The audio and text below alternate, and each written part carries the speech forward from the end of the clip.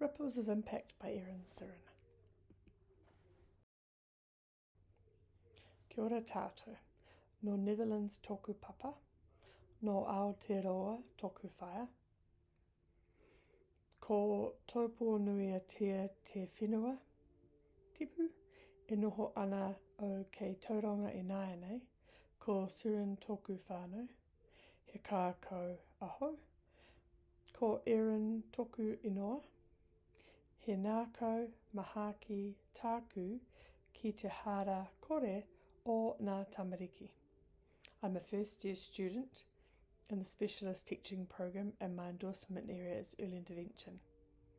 I'm currently teaching in an early childhood centre, working with 2 to 6 year olds in a lovely tight-knit and friendly community. Learning, aro. The specialist teaching current I chose was storytelling. It may seem a simple and common part in caring for children, however, reading a book, sharing words and images can be an empowering strategy for tamariki in many assorted ways, such as fostering future reading abilities, developing awareness of new concepts and knowledge, stimulating interest and curiosities, just to name a few. Relative to other areas of the specialist teaching education, storytelling can provide tamariki with a holistic outlook, empowering them to receive and respond to scenarios, interactions, plus unknowns that may come along. As early childhood and early intervention teachers, we are in a perfect position to communicate and inform our learners through storytelling. Using literacy to share perspectives with young developing brains is a worthwhile strategy so they can learn and go on to promote equity, empathy and acceptance. I find a strong connection with the Māori whakatauki below and the neurons in developing brains. Poia poia te kākano kia puawai. Nurture the seed and it will blossom. I see the seeds of the Māori proverb as the millions of neurons in a newborn's brain, a bountiful supply of prospects for each taona. Encouraging an interest in literacy, phonological development, explorative play, and all of the various aspects of early childhood development. Application to practice, mata. My storytelling was applied by selecting and sharing a specific story that aligns with empowering our tamariki with compassion, empathy, and acceptance. Before sharing the story, I planned with the purpose of meeting the needs of our tamariki, aged 2 to 6 years old. I prepared notes to explore the range of concepts from same and different through to acknowledging strengths in ourselves and in our friends, plus how we can use these talents as we work together as a team.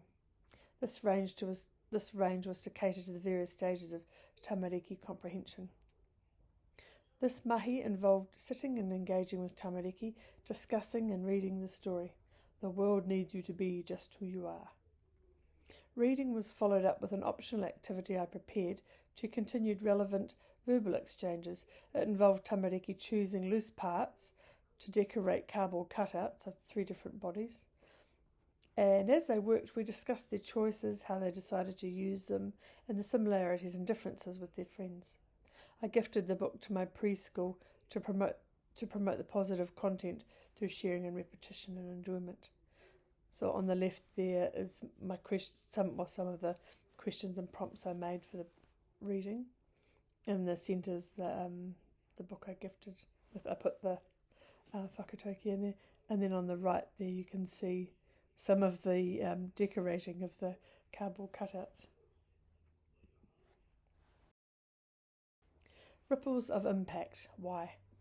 While engaging with the book, it was great to see how tamariki responded and interacted.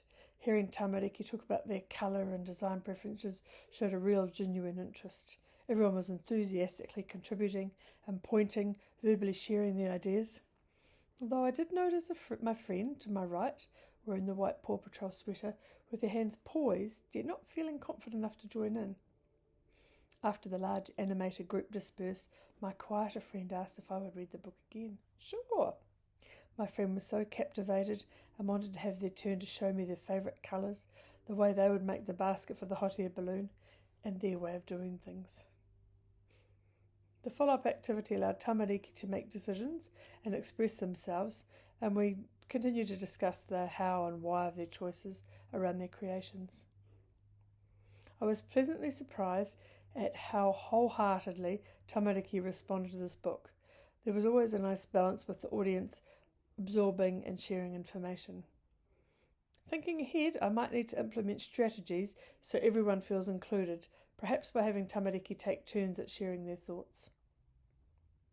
By knowing tamariki well, I interpreted my friends' non-verbal gestures, understanding they were not comfortable enough to partake. When that tamariki reached out and requested another read, I felt so proud of them. Engaging with them, allowing them to take their time, and seeing their uninterrupted involvement was lovely. This one tamariki reaching out, displaying their interest in literacy, wanting to articulate their ideas, reminded me of the Māori definition of takiwātanga, in their own time and space. It was preferable for them. For me, this tamariki reaching out was a definite ripple of effect of storytelling. Kia ora.